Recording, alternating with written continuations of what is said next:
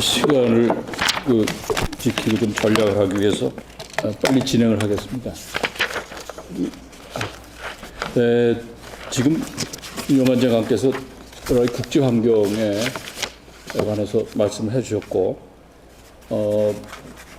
사실 이런 외교안보뿐만 아니라 나중에 우리 발표들을 하시겠지만 경제에서 상당히 복합적인 지금 위기 국면입니다. 이럴 때 정치는 결국 이런 국가 중대 과제를 해결하기 위해서 정책 경쟁을 유도를 해야 되고 또 국민 통합을 유도해야 되는데, 지금 현재는 오히려 정치 갈등을 심화시키는 게 정치다. 그런 문제에 있습니다. 그래서 우리가 분열된 민주주의 그런 국면에 있습니다. 그래서 그 민주주의의 범주를 이탈한 건 아니지만, 다시 말해서 독재로 변질됐다고는 아직은 판단하지 않습니다만, 여전히 민주주의 안에서 퇴행의 그런 징후가 있습니다. 그래서 우리는 이걸 한국 정치도 위기에 있다, 위기에 처해 있다, 그렇게 진단을 하게 되겠고요. 그리고 이제 여기서 민주주의 위기의 양상이랄까, 징후로서 정치 양극화와 갈등의 심화, 그 다음에 이제 협치가 부재한 국정 운영, 이렇게 두 가지를 지적을 할 수 있습니다. 물론 이 두 가지는 상호 연관돼서 있습니다. 지금 다시 이제 본론으로 들어가면, 정치 과정하고 지금 국정 운영의 현 상황을 진단하는 키워드로는 이제 양극화, 갈등, 협치 부재, 이렇게 세 가지를 지적을 할 수 있는데요. 여기서 이제 양극화 문제는, 특히 이제 정치 분야에서의 양극화 문제는 기본적으로 우선 이념적인 양극화입니다. 이거는 정치인뿐만이 아니고 일반 시민 차원에서도 진보다 보수다 이렇게 한 그런 양극화 현상이 상당히 심하고요. 더군다나 이러한 양극화라고 하는 것이 이성적 기반보다는 정서, 감정적인 그런 성격을 갖고 있기 때문에, 지금 정치라고 하는 건 이제 아이덴티티 폴리틱스라고 얘기할 수 있는데, 다시 말해서 미국 같으면 흑인과 백인의 피부 색깔의 차이에 따라서 갈등이 생기거나, 우리 같은 경우는 사실 영호남 지역 갈등도 그런 성격이 있습니다만은, 지금 현재 우리다 그들이라고 하는 그런 어떤 아이덴티티 가지고 싸우는 그런 국면이 되어 있습니다. 그래서 이것이 진영 정치고, 이것이 지금 양극화에 심각한 문제가 되고 있습니다. 과거의 전통적인 미디어 외에도 지금 뉴 미디어가 여러 가지로 또 이러한 팬덤 정치라든가 이런 양극화를 조장하는 그런 여건이 되고 있고요. 그래서 한마디로 지금 한국 정치는 전쟁 중입니다. 총성은 없지 모르지만. 그리고 사회 곳곳에는 지금 사실 아우성인데, 이럴 때 문제를 해결하기 위한 합리적인 토론과 평가가 지금 상당히 어렵습니다. 그리고 역시 민주주의라고 하는 것은 상대방에 대한 관용, 또 그 다음에 이제 권력을 가진 입장에서도 절제를 해야 되고, 또 서로 타협하고 이렇게 해야 되는데, 이게 민주적인 규범이고 민주적 가치입니다. 근데 이런 면에서 상당히 우리가 좀 심각한 위기에 있다, 그런 말씀을 드릴 수 있습니다. 그러니까 지난주에 영국 이코노미스트가 이제 매년 민주주의 지수를 발표하는데, 한국은 아직 여전히 한 170개 가까운 국가 중에 24위인지 25위인지 민주주의 범주에 들어갑니다. 그 중에는 이제 제일 바닥에 있습니다만은. 그래서 근데 아직은 민주주의인데, 우리가 작년보다 조금 순위가 떨어졌어요, 상대적으로.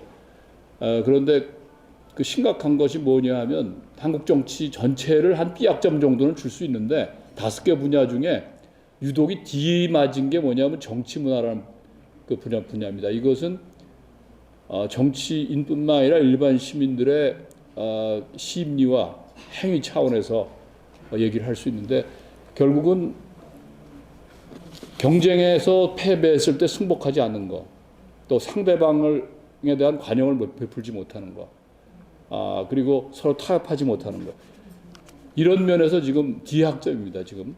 그래서 우리가 민주주의는 있다고 하지만 상당히 어려운 그런 위기 국면에 있다. 그렇게 말씀을 드릴 수 있습니다.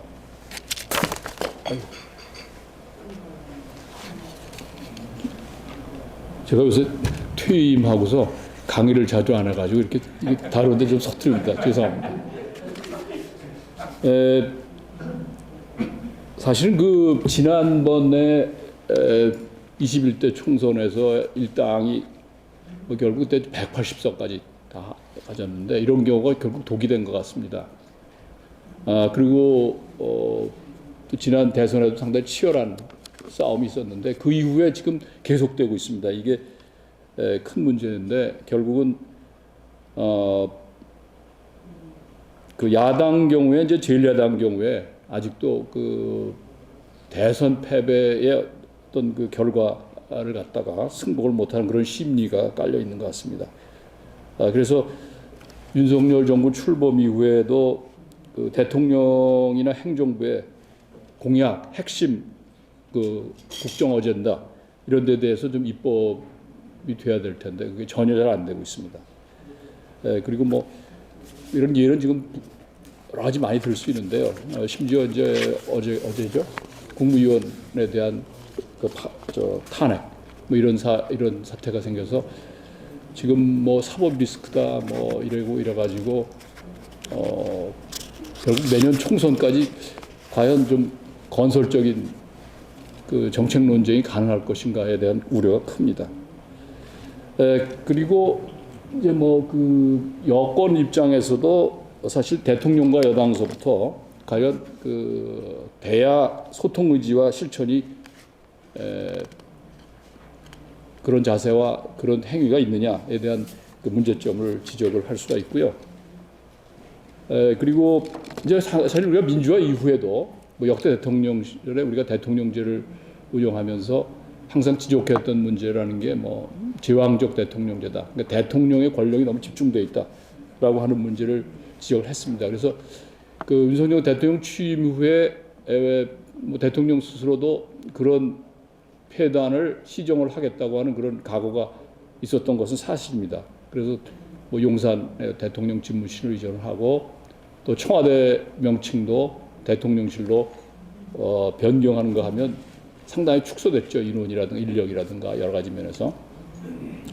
그리고 이제 그 대통령이 이제 그 대국민, 대언론 소통에서 여러 가지 참신한 시도도 했습니다만은 그게 성공적이지는 않았다고 볼 수가 있고 여태까지 그 우리가 대통령 중심으로 그러니까 청와대 중심으로 국정 운영하는 것에 대해서 그보다는 이제 내각 쪽 중심으로 가야 되지 않냐는 지적이 많았는데 그래서 초기에 대통령도 그걸 강조했습니다. 그러나 사실 여전히 그런 그 대통령 중심의 과거의 같은 그 국정 운영 관례가 불식되지 않고 있습니다.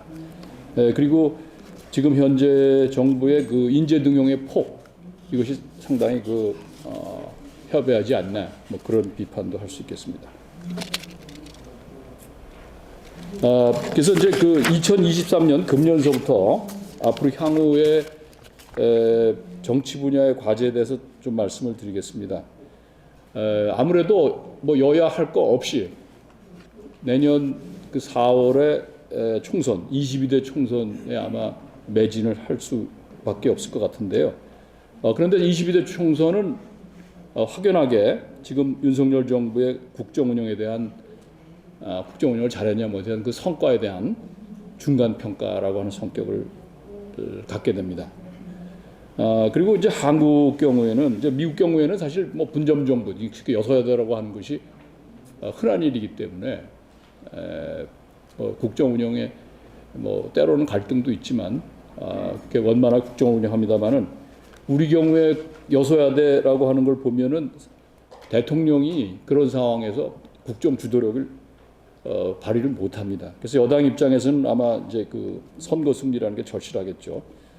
그러려 하면은 이제 이때 바람직한 입장에서는 이 정책 대안 이걸 가지고 경쟁을 해야 되는데 지금 사법 리스크, 야당 대표의 사법 리스크와 같은 그런 비정책적 이슈가 상당히 장기적으로 지속될 전망이어서 상당히 내년 총선에 좀 또 대한 우려가 있습니다. 그래서 여권은 지금 우리가 상당히 어려운 국제 환경 또 어려운 경제 상황에서 경제가 좀 더 활성화되고 또 민생 개선이 될 거라고 하는 좀 낙관적 전망을 국민들한테 심어줘야 선거에서 승리할 수 있지 않을까 생각하고, 지금 대통령의 직무 수행에 대한 평가, 지지도 이 경우에도 무슨 50% 60%까지는 안 가더라도 상당히 그 상승세 추세를 확보를 해야 되는데 이제 그런 문제가 좀 있습니다. 지금 정부는 지금 상당히 중요한 국정과제들, 노동연금, 교육, 공공기관, 건강보험 등 개혁을 얘기하고 있고, 이거는 당위성이라고 하는 것은 부인할 수 없습니다만은 개혁은 항상 반대하는 사람들이 있을 수밖에 없죠. 자기의 기득권이랄까 그에 대한 어떤 훼손 이런 걸 용납을 안 하기 때문에 이런 국정과제를 추진하기 위한 대국민 설득력을 가져야 될 것 같습니다. 그리고 이제 여당 내 지금 전당대회 얘기가 있습니다만은 사실 그 정당이라고 하는 게 민주주의에서는 특히 이 다원성의 문제가 있는데 과연 지금 여당의 이 생산적인 다원적 경쟁이 제대로 될까 하는 우려도 있고, 사실 여당은 그런 다원적 경쟁을 하면서도 대통령과는 결국 원팀입니다. 그래야지 국정에 대한 책임을 지는데 지금 그 여당이 그런 면을 좀 절실하게 좀 인식을 했으면 좋겠습니다. 그리고 지금 대통령실 제가 보기에는 이 정무 기능이 아주 희박한 것 같아요. 특히 대국회 정무 기능 이걸 강화해야 될 것 같고요. 그리고 지금 윤 장관 말씀하신 대로 외교안 문제 같은 거는 이게 굉장히 우선해야 될 문제인데, 이런 경우나 또 경제 활성화나 민생 이런 문제는 사실 정파적으로 싸울 게 아니라 서로 머리를 맞대고 해결하는 지혜를 찾아야 되는데, 대통령부터 이런 야당과의 협치 문제를 구체적으로는 국회에서 우선 좀 입법을 원활하게 할 수 있는 이런 걸 적극적으로 노력을 해야 될 것 같습니다. 법이 안 되면 시행령 가지고 하는 그런 여지가 있습니다만, 기본적으로 그런 거는 시행령 정치, 그러니까 행정입법에 의존하는 것은 위법성 문제가 항상 제기되고 또 기본적으로 한계가 있기 때문에 야당과의 협력이 절실하다고 봅니다. 그리고 여소야대에 있어서 야당은 또 국정에 책임이 있기 때문에 야당도 그러한 국정용의 동반자, 협력자로서 좀 협력할 것은 해야 된다. 그런 것을 또 강조하지 않을 수 없습니다. 예. 그다음에 이제 총선이 내년 4월 10일인데 사실 우리 공직선거법에 보면 13개월 전, 그러니까 3월 10일 전에 선거구 획정위원회가 사실 작업을 끝내야 돼요. 그래서 국회에다가 제출을 하고, 국회는 1년 전 4월 10일까지 이제 다음 총선을 하기 위한 총선을 치르기 위한 선거구제를 마련을 해야 되는데, 사실 근데 법에는 그렇게 되지만 국회의원들은 그거는 법에 있지만 결국 선언적으로 생각을 하고 강제 규정이라고 생각을 안 하는지 여태까지 지킨 적이 없어요. 근데 올해 좀 지키려고 노력은 하는 것 같은데 할 수 있을지 저는 그것도 걱정이 됩니다.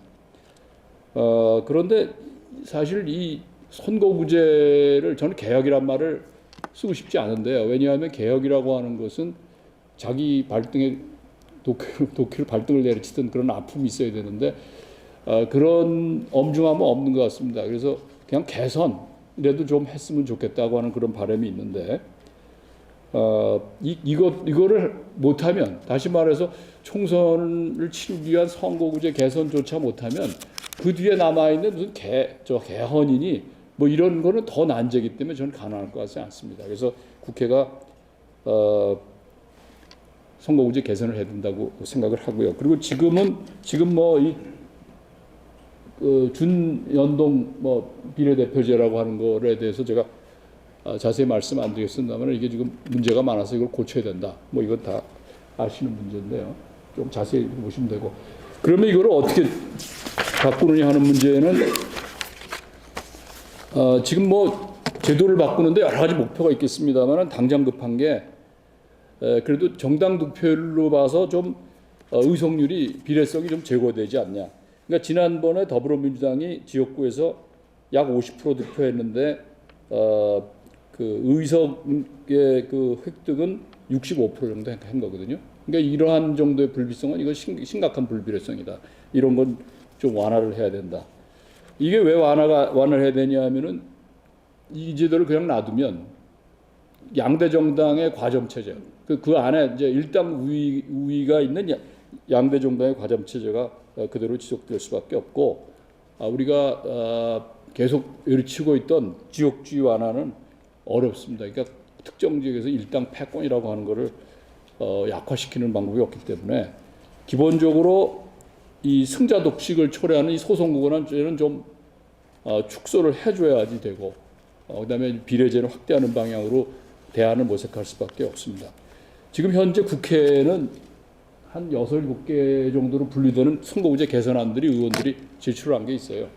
그런데 저는 이제 뭐 어떤 개선안을 갖던 좀 국회의원들이 생각해야 될 거는 이제 기본적으로 선거법은 합의를 해서 해야 됩니다. 지난번에 뭐 패스트 트랙이라고 하는 절차 이런 걸 통해서도 그랬고, 당시에 그 미래통합당이죠, 지금의 여당 이 반대하는데 이제 이거 밀어붙이는 바람에 국회 상당히 혼란스러웠고 결국 문제가 많이 생겼습니다. 그래서 합의 처리를 해야 된다. 그게 넘버원이고, 그 다음에 지금 현재 그 국회에서 이제 손쉽게 이거를 합의를 하려고 그러면 방안을 어떻게 나오고 있냐면, 보통 국회의원을 한 5, 60명 늘리자.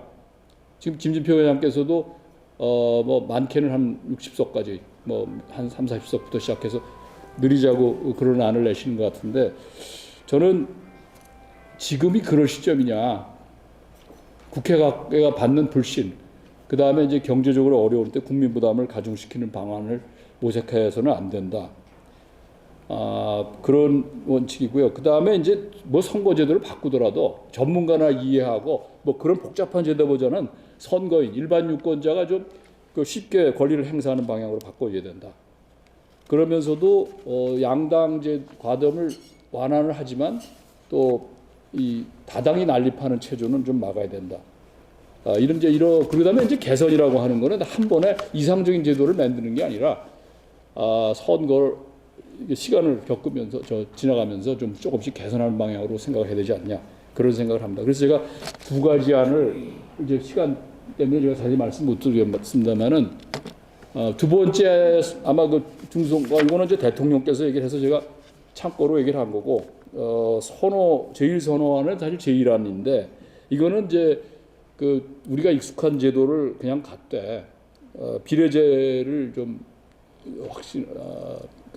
확대하고, 그렇지만 이제 소선거구는 축소하는 이런 방향입니다. 여기에 대해서 지금 현역 의원들이 물론 상당히 이제 이해상충이 되기 때문에 반대하는 측면이 있을 겁니다.